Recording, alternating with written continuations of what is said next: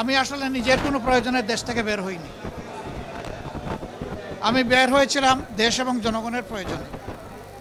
যেখানে গিয়েছি জনগণের স্বার্থকে, দেশের স্বার্থকে সামনে রেখেই কথা বলার চেষ্টা করেছি। গত মাসের 19 তারিখ আমি উমরার উদ্দেশ্যে দেশ থেকে বের হয়েছিলাম।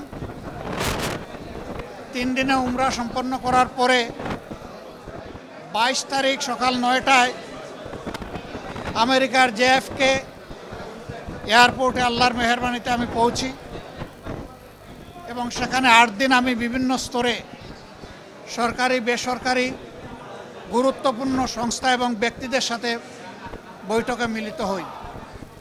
তার পাশাপাশি বিপুল সংখ্যক বাংলাদেশি যুক্তরাষ্ট্রে যারা বসবাস করেন, অল্প সময়ের মধ্যে 4টা শহর আমার পক্ষে যাওয়া সম্ভব হয়েছিল: নিউ ইয়র্ক, বাফেলো, মিশিগান এবং সর্বশেষ ছিল ওয়াশিংটন DC। আমরা বাংলাদেশি প্রবাসী যারা আছেন তাদের সাথেও সেখানে মিলিত হওয়ার সুযোগ পেয়েছি। তাদের কথাগুলোও শোনার সুযোগ হয়েছে এবং বিভিন্ন ব্যাপারে আমরাও তাদেরকে আশ্বস্ত করে এসেছি। বিশেষ করে আমরা গুরুত্বপূর্ণ দুটি কথা, দুটি মেসেজ তাদেরকে দিয়েছি। একটা মেসেজ হচ্ছে, বাংলাদেশ আমাদের সকলের দীর্ঘদিনের বঞ্চনা এবং নিষ্পেষণের পর, ফ্যাসিবাদী শাসনের পর বাংলাদেশ মুক্ত হয়েছে। মুক্তির এই সংগ্রামে দেশবাসীর সাথে প্রবাসী যারা ছিলেন তারা সমানতালে লড়াই করেছেন। তাদের অবদানও বিশেষভাবে উল্লেখযোগ্য। তাদের সেই অবদানের জন্য তাদেরকে আমরা ধন্যবাদ এবং কৃতজ্ঞতা জানিয়েছি। আর আমরা বলেছি, প্রবাসীদের সবচেয়ে বড় অধিকার ভোটের অধিকারটা ছিল না। এবার এ দাবি সবার আগে আমরাই তুলেছিলাম এবং আমরা এই দাবি ছেড়ে দেইনি।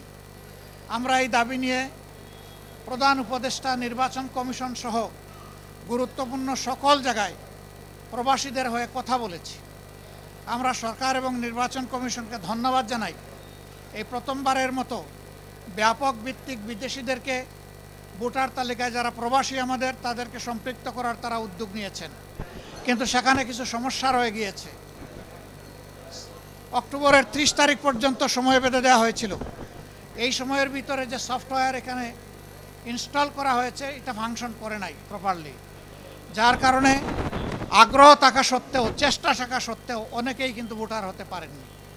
আমাদের দাবি থাকবে নির্বাচন কমিশনের কাছে কমপক্ষে আরও 15 দিন এই সময় বর্ধিত করা হোক এবং যে জটিলতাগুলো রয়েছে সেগুলা সহজ করে তাদেরকে ভোটার হওয়ার সুযোগ তৈরি করে দেওয়া হোক। আরও কিছু সমস্যা আছে, কিছু শর্ত জুড়ে দেওয়া হয়েছে। আমরা বলবো, একজন নাগরিকের প্রমাণের জন্য তার আইডি কার্ড, ন্যাশনাল আইডি যথেষ্ট। তার পাশাপাশি যদি তার একটা পাসপোর্ট থাকে, ভ্যালিড পাসপোর্ট, তাহলে আর কিছুরই প্রয়োজন হয় না। সেখানে কোথায় কারেন্টের বিল কে দিল, পানির বিল কে দিল কি দিল না, হোল্ডিং ট্যাক্স দিল না, অনেকের 10-20 বছর ধরে দেশের বাইরে আছে, তারা এগুলো ব্যবহারও করে না, বিলও দেয় না, বিল দেওয়ার প্রয়োজনও হয় না। সেগুলোও শর্ত জুড়ে দেওয়া হয়েছে।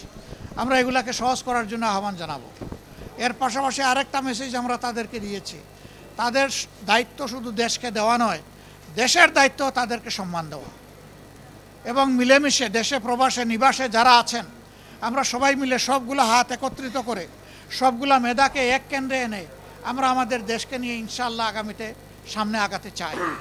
এই জন্য আমরা বলেছি, জাতীয় সংসদ সহ সরকার পরিচালনা এবং দেশ গঠনের সর্বক্ষেত্রে প্রপোর্শনেট হারেই প্রবাসীরা ইনশাআল্লাহ তারা সেখানে অংশগ্রহণ করবেন।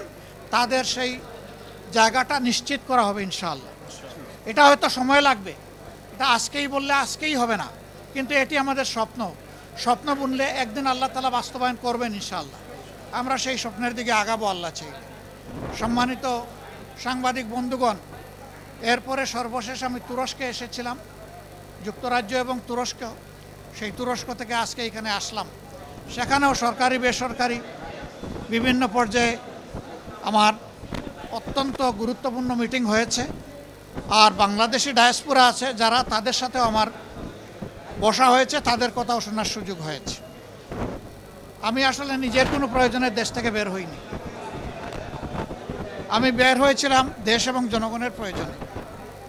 যেখানে গিয়েছি জনগণের স্বার্থকে, দেশের স্বার্থকে সামনে রেখেই কথা বলার চেষ্টা করেছি এবং যেখানে গিয়েছি একটা কথা বলার চেষ্টা করেছি যে দুনিয়ার সকলের সাথেই আমরা সম্মানজনক সম্পর্ক চাই।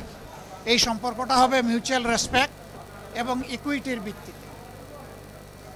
আলহামদুলিল্লাহ, আমরা যত জায়গায় গিয়েছি তাদের অ্যাপ্রিসিয়েশন আমরা পেয়েছি। তারাও মন খুলে আমাদের সাথে কথা বলেছেন, আমরাও মন খুলে আমাদের সবগুলা বিষয় তাদের সাথে শেয়ার করেছি।